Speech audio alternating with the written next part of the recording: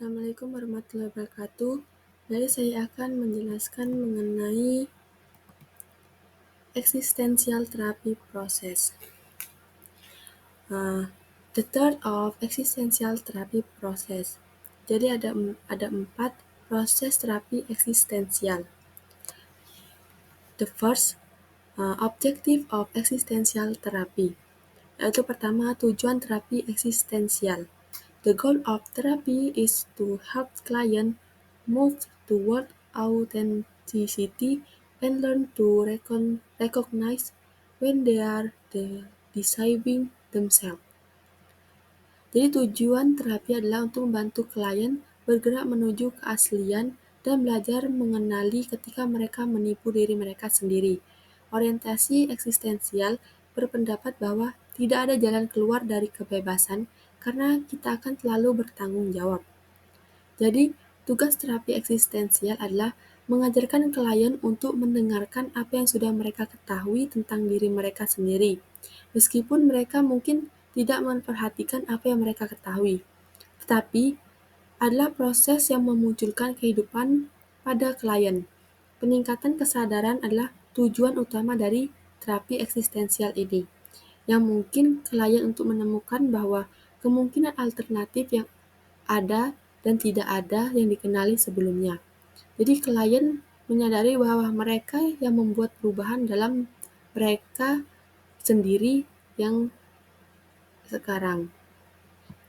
Kemudian, function and role of existential therapy, yaitu fungsi dan peran terapi eksistensial. Existential therapies are primarily concerned with understanding the client's subjective world to help them arrive at new understanding and choices. Jadi, terapi eksistensial terutama peduli pada pemahaman dunia subjektif klien untuk membantu mereka sampai pada pemahaman dan pilihan baru. Jadi, terapi eksistensial ini sangat memperhatikan tentang klien yang menghindari tanggung jawab. Maka itu mereka mengundang klien untuk menerima tanggung jawab mereka sendiri. Ketika klien mengeluh tentang kesulitan yang mereka hadapi dan menyalahkan orang lain, terapis kemungkinan akan bertanya kepada mereka bagaimana mereka berkontribusi pada situasi mereka. Terapis dengan orientasi eksistensial ini biasanya berurusan dengan orang-orang yang memiliki apa yang bisa disebut keberadaan terbatas. Klien ini memiliki kesadaran terbatas tentang diri mereka sendiri dan seringkali tidak jelas tentang sifat masalah mereka. Mereka itu mungkin melihat sedikit jika ada pilihan untuk menghadapi situasi kehidupan, dan mereka itu cenderung merasa terjebak dan tidak berdaya. Kemudian yaitu client experience in therapy. Kemudian itu pengalaman klien dalam terapi. Simple, deciding to enter psychotherapy itself is a daunting process for most people. Jadi hanya memutuskan untuk memasuki psikoterapi itu sendiri, itu merupakan proses yang menakutkan bagi kebanyakan orang. Jadi, pengalaman klien untuk membuka pintu bagi mereka sendiri itu bisa jadi menurut mereka ini menakutkan, mengasihkan, menyenangkan, menyedihkan, atau bisa jadi kombinasi dari semua ini. Jadi secara bertahap, mereka akan menjadi sadar apa yang telah mereka lakukan dan siapa mereka sekarang. Dan mereka lebih mampu memutuskan masa depan seperti apa yang akan mereka inginkan.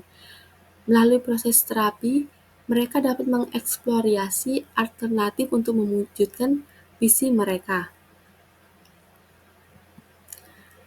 Kemudian itu relationship between therapist and client. Kemudian itu hubungan antara terapis dan klien. Existential therapists give a central edge to their relationship with the client. Relationships are important in themselves because the quality of these person-to-person encounters in therapeutic situation is a stimulus for positive change. Jadi, terapis eksistensial ini memberikan keunggulan sentral pada hubungan mereka dan klien. Nah, hubungan ini penting dengan sendirinya karena kualitas pertemuan orang dan orang ini dalam situasi terapi adalah stimulus untuk perubahan positif. Jadi terapi dengan orientasi ini percaya sikap dasar mereka terhadap klien dan karakteristik pribadi mereka sendiri, yaitu kejujuran, integrasi, dan keberanian adalah apa yang mereka tawarkan.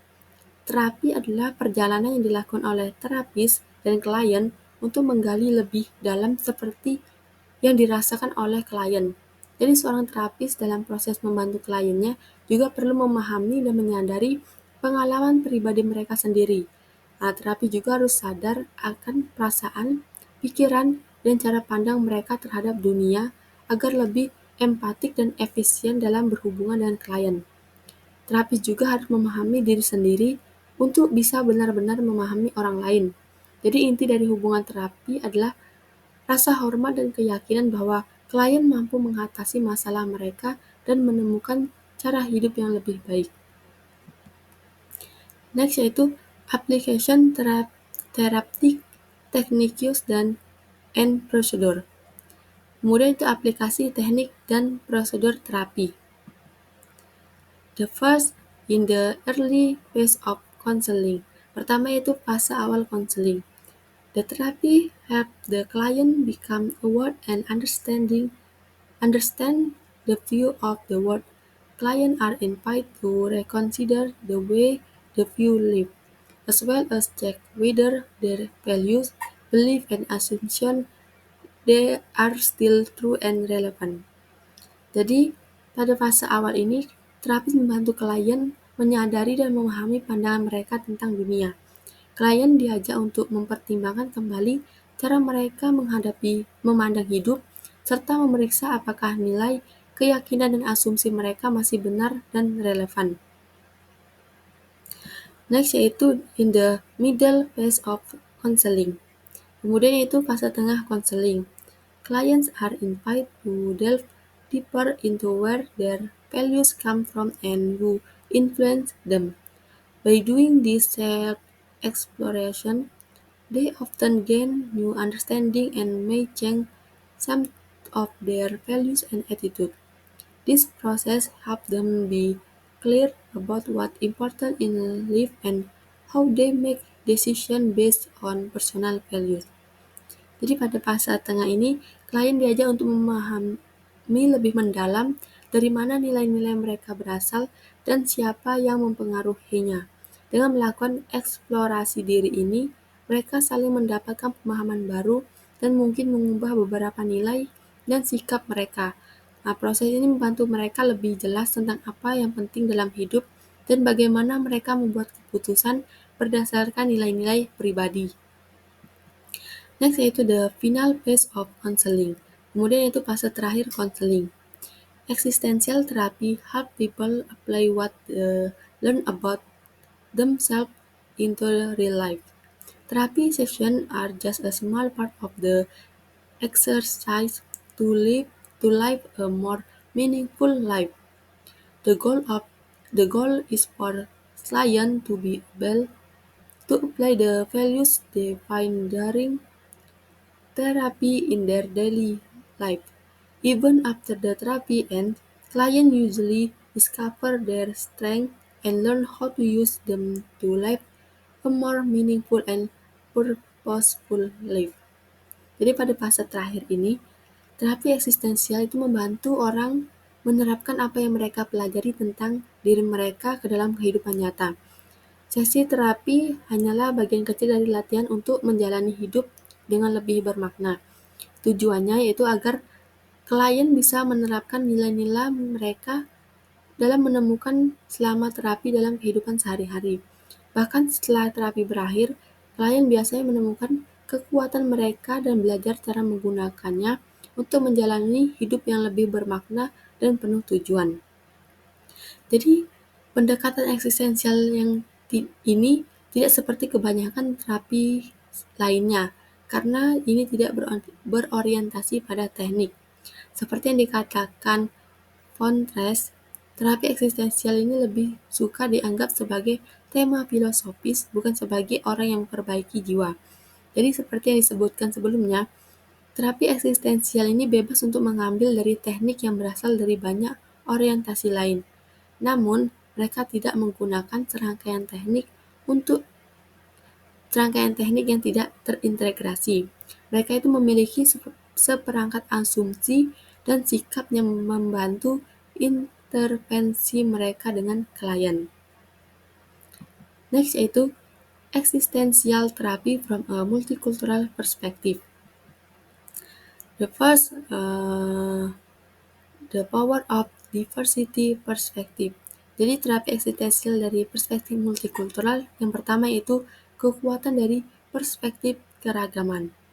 The strength of the existential approach is that it allows clients to examine the extent to which their behavior is affected by social and cultural conditioning. Jadi, pertama itu kekuatan dari pendekatan eksistensial adalah memungkinkan klien untuk memeriksa sejauh mana perilaku mereka dipengaruhi oleh perkondisian sosial budaya. Jadi karena pendekatan eksistensial ini tidak mendikte cara tertentu untuk melihat atau berhubungan dengan realitas, dan karena perspektifnya yang luas, pendekatan ini sangat relevan bekerja dalam konteks multikultural. Kontras dan rekan-rekannya itu menulis tentang fondasi eksistensial konseling lintas budaya, yaitu konseling eksistensial mungkin merupakan pendekatan yang paling berguna untuk membantu klien dari semua budaya menemukan makna dan harmoni dalam hidup mereka, karena fokus pada masalah-masalah serius yang pasti harus kita hadapi, yang mana ini merupakan pengalaman manusia yang melampaui batas-batas yang memisahkan budaya. Kontras menunjukkan bahwa semua orang yang multikultural dalam arti bahwa mereka semua adalah produk dari banyak budaya. Dia mendorong konselor dalam pelatihan untuk fokus pada kesamaan universal klien pertama dan kedua pada area yang berbeda. Dalam bekerja dengan keragaman budaya, penting untuk mengenali secara bersamaan kesamaan dan perbedaan manusia. Konseling lintas budaya itu singkatnya tidak bermaksud untuk mengajarkan intervensi khusus untuk setiap budaya, tetapi untuk menanamkan konselor dengan kepekaan budaya dan pandangan filosofis yang toleran dan juga sesuai dengan semua budaya. Next yaitu shortcoming from a diversity perspective. Kemudian itu kekurangan dari perspektif keragaman.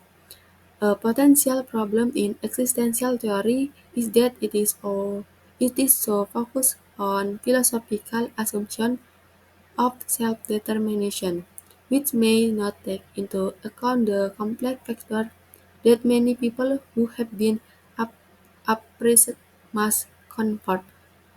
Jadi, masalah potensial dalam teori eksistensial adalah bahwa teori ini tuh sangat fokus pada asumsi filosofis penentuan nafsu sendiri, yang mungkin ini tidak memperhitungkan faktor-faktor kompleks yang harus dihadapi oleh banyak orang yang telah ditindas.